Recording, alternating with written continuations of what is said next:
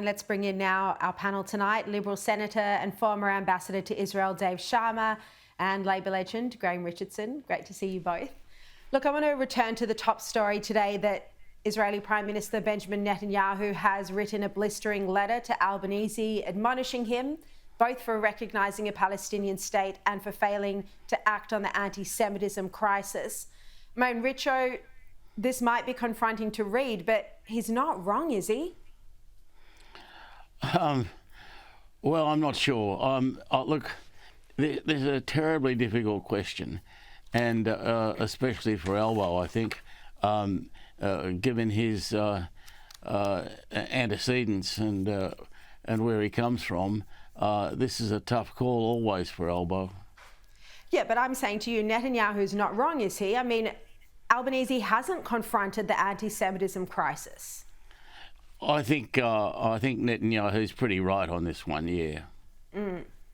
Dave, is this, I mean, you were Australia's top diplomat in Israel. In your view, is this the lowest point in the Israel-Australia relationship, even worse than the passport scandal under Kevin Rudd? Yeah, I think it's the worst shape I've ever seen it, Sherry. And I think when you've got leaders trading blows and insults and criticisms in public, I think that shows you the depths to which we've plumbed. And look, I think both sides are to blame here. Both sides carry something out of the blame. I don't think, I don't think this is the right way for Prime Minister Netanyahu to express himself, to write a letter which is intended to be made public and to throw around some quite incendiary charges as he has.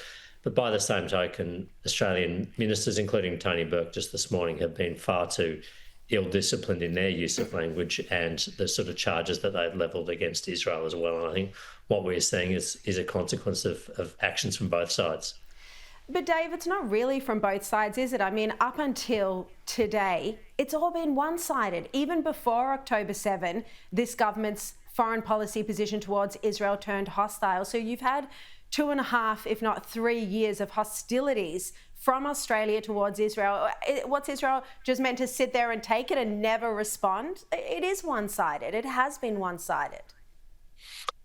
No, look, I don't agree with you there entirely, Sherry. I think certainly this government has changed our policy approach towards Israel in ways that I fundamentally disagree with and ways that I think are not in the national interest.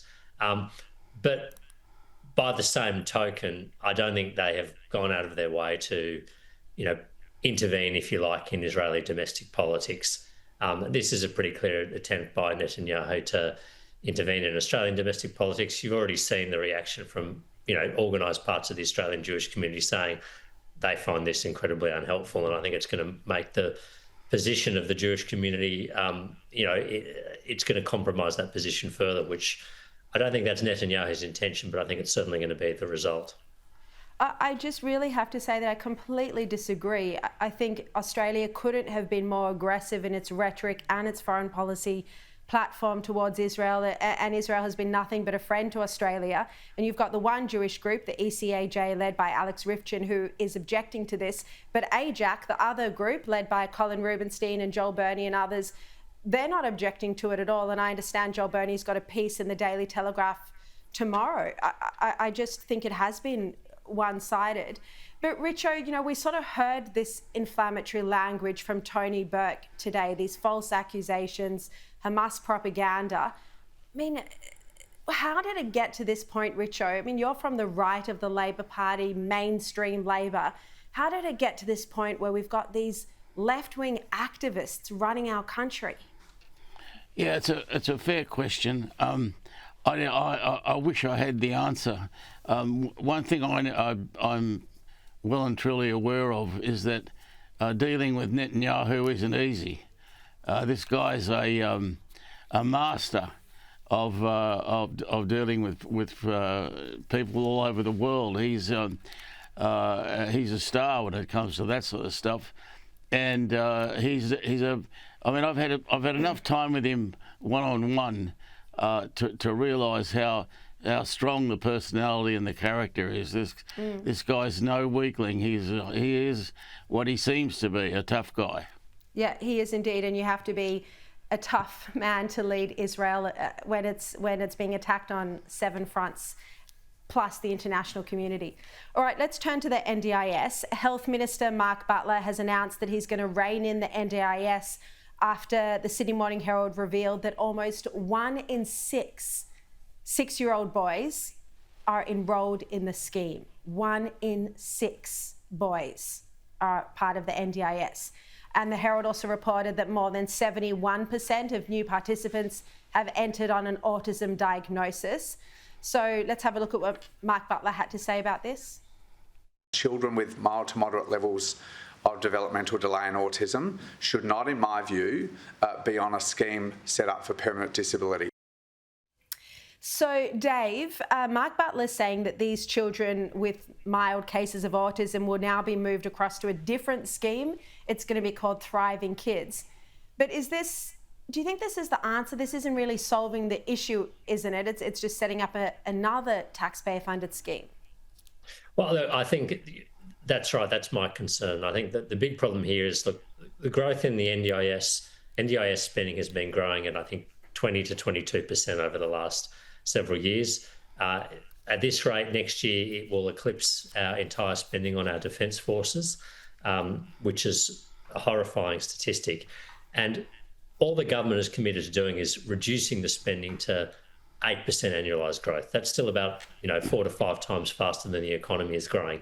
It is simply not sustainable, and I think tough decisions need to be taken about eligibility, about means testing potentially, and about what sorts of conditions warrant your inclusion in this scheme and which ones don't, because otherwise the scheme will continue to grow out of control and basically eat more and more of the government budget.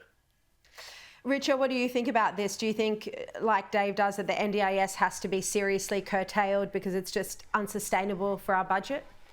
I think the spending has to be reined in. You can't allow it to go on the way it is. The increases each year are getting ridiculous. So there has to be some government intervention and a change in the way we do business. Just finally, the Herald Sun reported today that new schools in Victoria are going to be given Indigenous names rather than geographical ones. The move is in the name of reconciliation. We'll bring up on the screen some of the names for new schools. Dave, is this just a case of virtue signalling, or do you think this will help close the gap? No, I don't think it'll help close the gap. I mean, look, I've got no problem with Indigenous names and language being used, but I don't think it needs to be a uniform policy that every new school should be named after a place which most people would be unfamiliar with the meaning of that place. I think I think it is virtue signalling. I think it's going way too far.